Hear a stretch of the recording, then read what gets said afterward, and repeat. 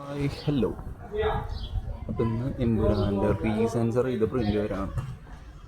മൊത്തം മാറ്റങ്ങൾ വരുമെന്ന് പറഞ്ഞിട്ടുള്ളത് വില്ലൻ്റെ പേര് ചേഞ്ച് ചെയ്യും. അതുമാതിരി കുറച്ച് സീൻസ് 17ഓളം സീൻസ് കട്ട് ചെയ്തിട്ട് ഇന്ന് റീസെൻസർ ചെയ്ത് വരും എന്നാണ് പറയുന്നത്.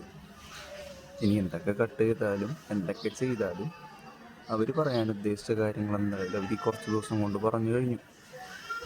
അത് ആർക്കൊക്കെ മനസ്സിലാവണം എന്ന് വിചാരിച്ചിട്ടാണോ ഇത് ചെയ്തിട്ടുള്ളത്, അവർക്കൊക്കെ മനസ്സിലായിട്ടുണ്ട്.